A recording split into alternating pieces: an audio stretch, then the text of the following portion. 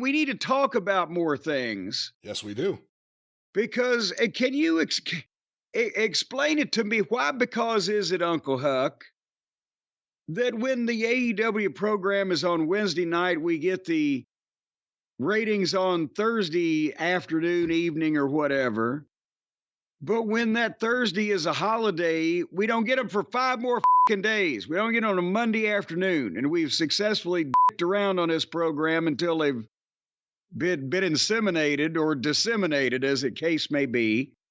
But why does one holiday back it up? I mean, I can understand if you ate too much of the broccoli and cheese casserole, you'd be backed up. But why are the ratings backed up till the following Monday? Friday and Saturday were perfectly good days. That's one of those perks for working at Nielsen. Thanksgiving is come back to work whenever the fuck you feel like it. Well, what about all the big Thanksgiving football contests and matches and things and such? Those things and such happened, and I don't know their ratings because I wasn't really looking into their ratings. But they need to know, too. They're important people, not just us lowly little wrestling broadcasters and perpetrators. Forget about the programs. The advertisers need to know. Yeah. They want to know. They have to know. Well, I'm assuming you're talking about AEW Dynamite, and we're going to do the ratings here. Yes, this is finally, the day before Thanksgiving Dynamite, finally the ratings have been revealed. Were they trying to keep them secret? Well, there's a few things to talk about here, and, we have been very, very critical of the programming of late. I mean, we've been critical of all year. It's been just a downward slide of bad AEW Dynamites. But lately, it seems to have really gone off the edge. And now we're about to get a fucking tournament.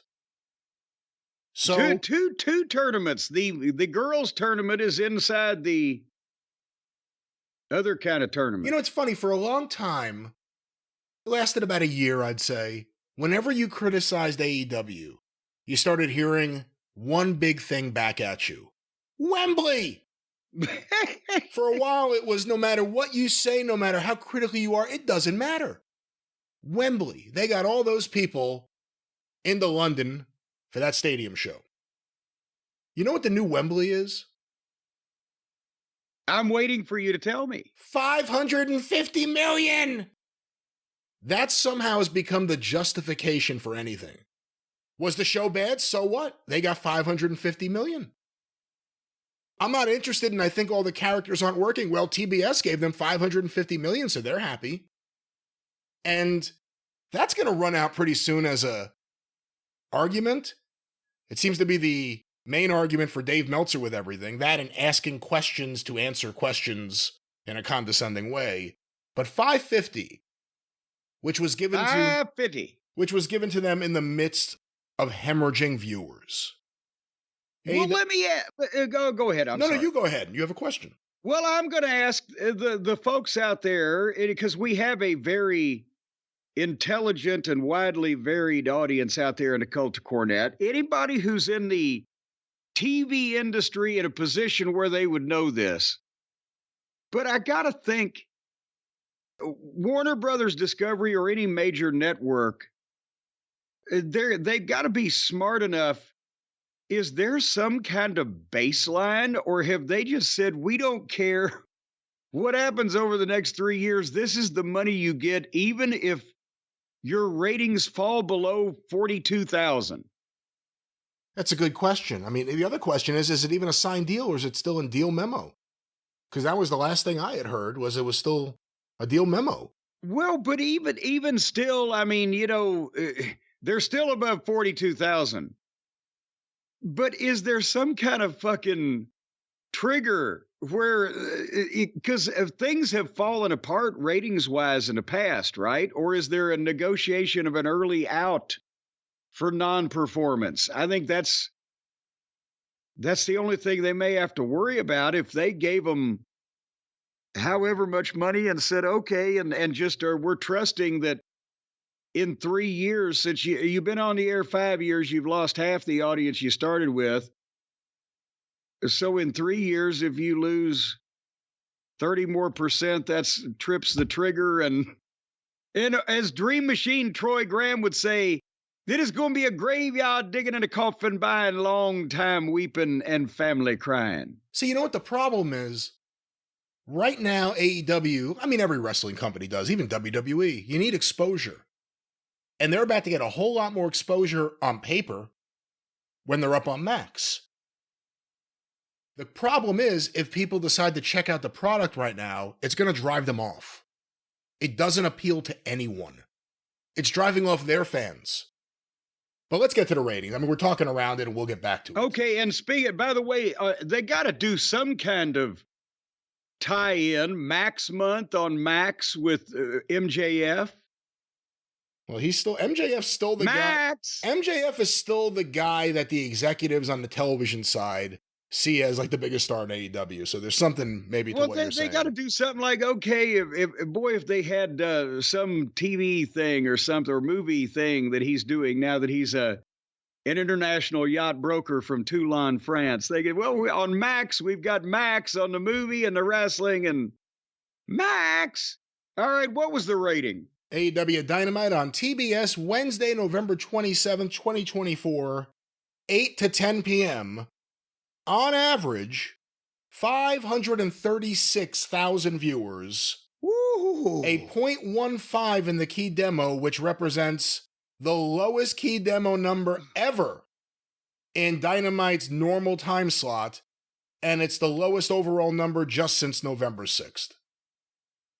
And actually, just for comparison's sake, in 2019, which is right around the time they just started up, the day before Thanksgiving, 668,000. 2020, same day, 710. 2021, 898. Phew. 2022, 880. 2023, 845. Ugh. 2024, 536. Oh. And the key demo is just in the toilet. That's over 300,000 people less than last year. And again, there's a cable drop-off. That's a legitimate thing, but it's not that. It ain't that big. It ain't almost half. Was the Super Bowl on opposite? I don't even think the Puppy Bowl was on opposite this thing. But let's go to the quarterly breakdown. Jim, is there anything typically, and again, this year is far worse than any previous year in AEW history, including when they first started, but anything to, they don't want to run, most companies don't want to run shows on Thanksgiving anymore, but the night before a major holiday, Thanksgiving Eve, should that be a problem? In the territory days, you didn't necessarily want to run the night before Thanksgiving, but for the reason people didn't want to go out. They were trying to get ready for Thanksgiving, or people had just come to their house or whatever. They weren't going to activities, but they watched television. And I mean, and for anyone arguing like, oh, well, people go out the night before Thanksgiving at 8 o'clock. Well, yeah, no. But their own. Now that you've made that clear. Now that I've made that clear, their own track record proves that it shouldn't, affect them that badly again. But after you take out when they had just been on the air for a month or whatever, and the pandemic year, you've got 898, 880, 845, and 536.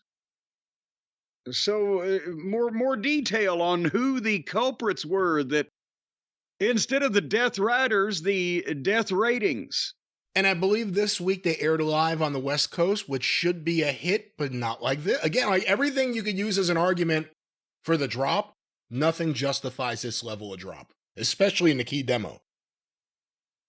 Let's go to quarter one, 8 to 8:15 p.m. These were compiled by WrestleNomics.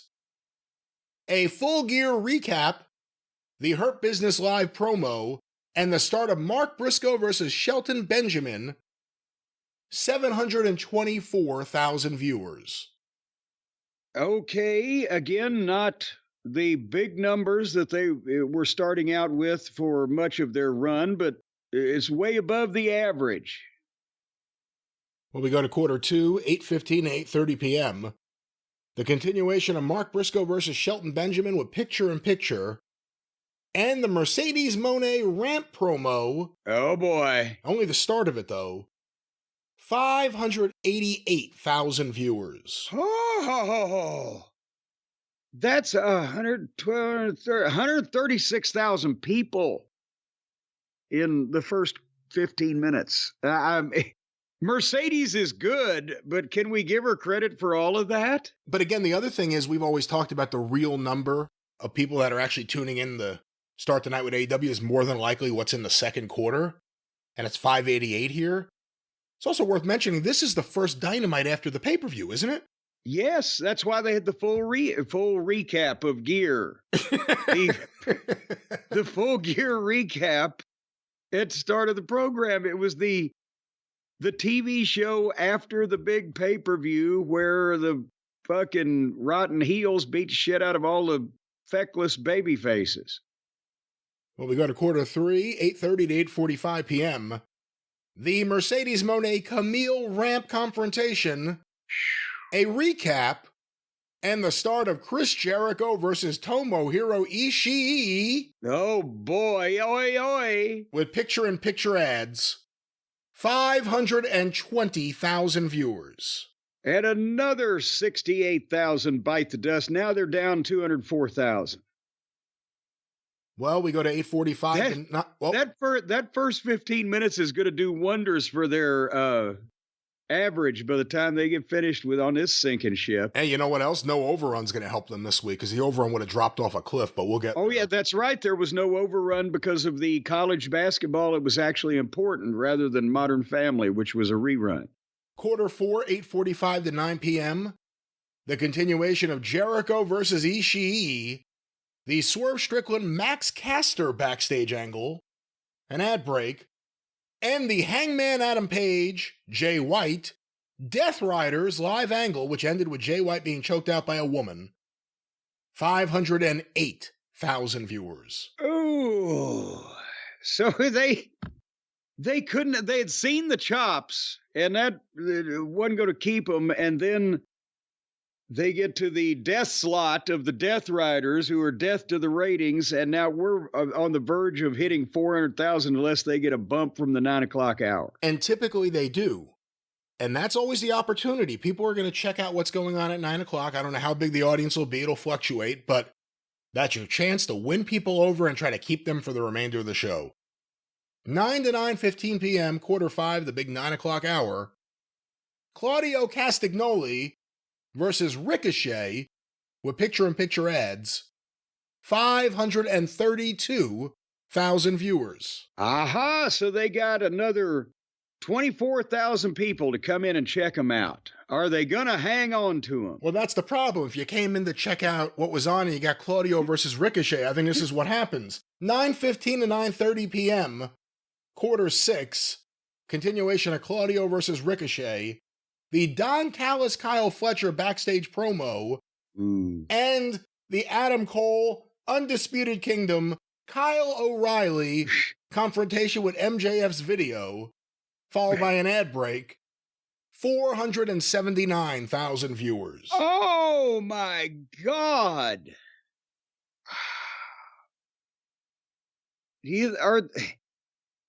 Was there an uptick in the suicide rate? We hear that that's really bad around the holidays. Listen, unless you're going to have Mina Shirakawa topless running around ringside during a Claudio match, no one's going to watch a Claudio match. I'm sorry. He's been booked horribly for long enough that he doesn't matter. And now they're giving him big wins. They destroyed Darby Allin last week on the show. They're giving him a push now. This is only going to get worse. I will save my commentary for the end here. Quarter, what is this, 7? 9:30 to 9:45 p.m. Jamie Hayter versus Queen Aminata with picture-in-picture ads. Mina Shirakawa and Mariah May's backstage angle. That was not backstage. Or if it was, it wasn't supposed to be. Followed by an ad break. 476,000 viewers.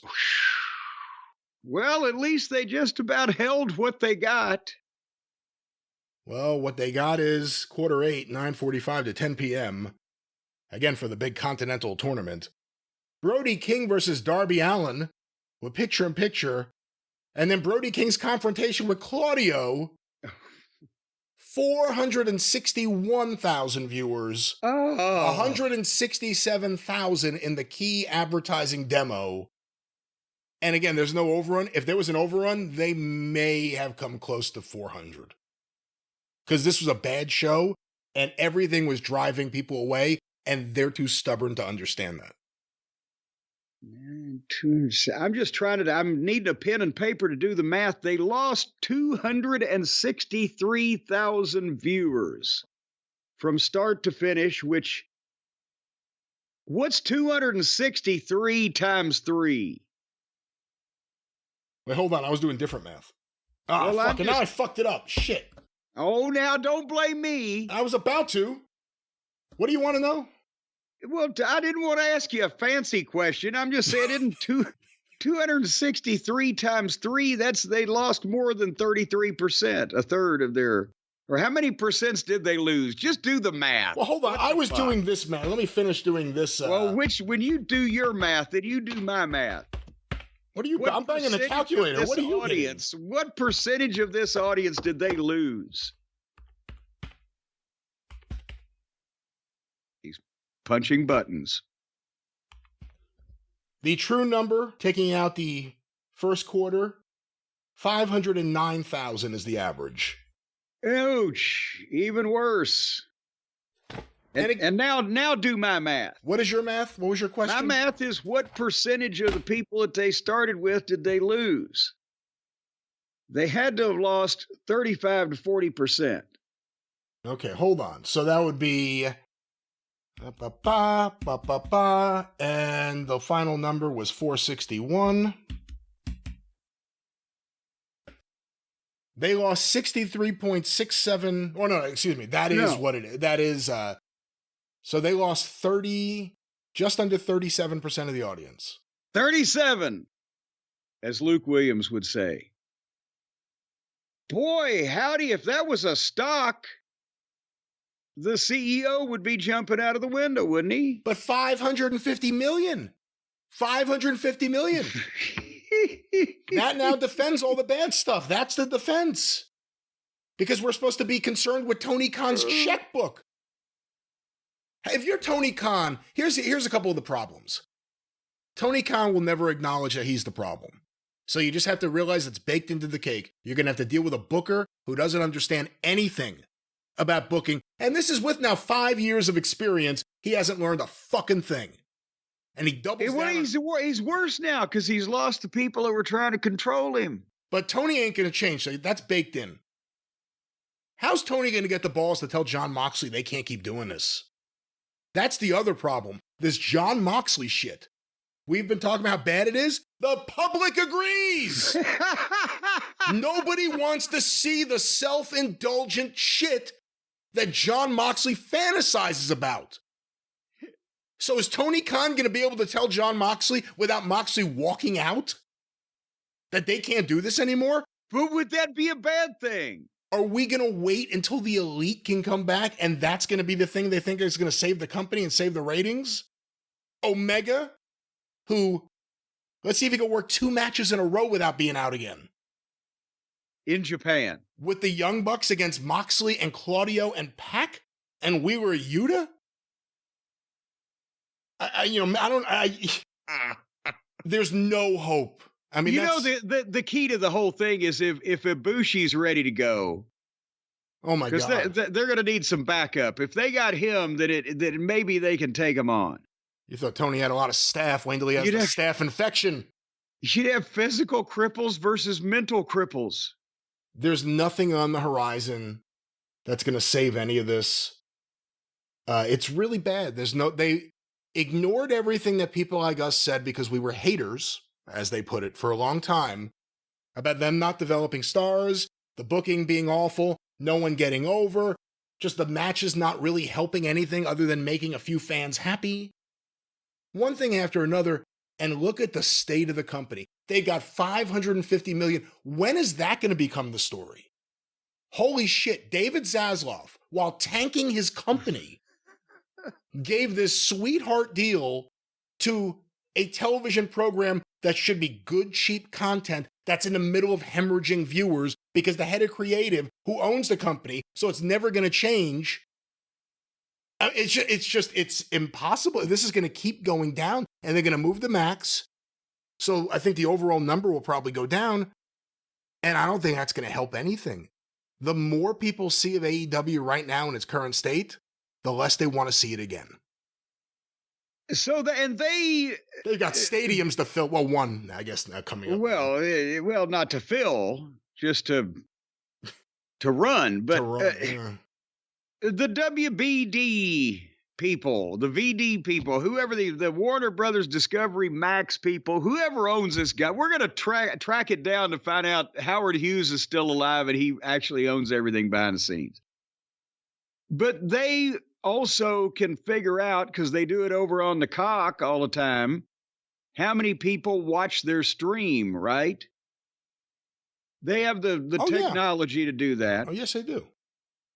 So they may not release it to the public, but they certainly can get it for themselves. Well, I was about to say they don't release it to the public, but if there is a significant drop in the television numbers once they start also streaming, then one would think that someone in WBD, if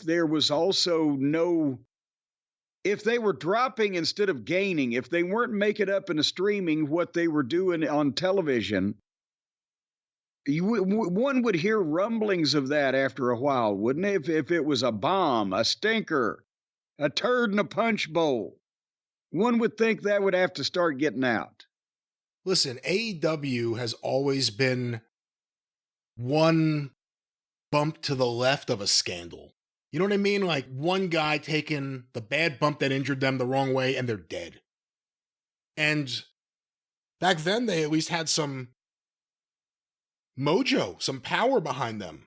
You know, it was a young upstart company competing against WWE, had a lot of good grace from the fans. Look at them today. If someone gets badly hurt today and all of a sudden it's on the news and then people start asking Warner Brothers Discovery questions, then it's going to turn around to this show, which is hemorrhaging viewers each and every week. The fans don't stay around for their main stuff. Oh, but the key demo's disappearing. So, I mean, the questions, you know, they have a long contract with WBD. How do you think Tony Khan's booking is going to be in 4 years? Oh, that's what I'm saying. There's no hope. And then if he stepped down, if Tony Khan said, I'm not going to book, who the fuck is going to replace him? Moxley? No.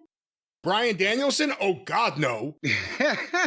Who's going to replace Tony Khan as booker, which will never happen? So, again, I go back to what I started saying a few years ago. We need another billionaire. We need a billionaire who really wants to do it and has some sort of connections with streaming services to do it the right way and stay the fuck away from the creative.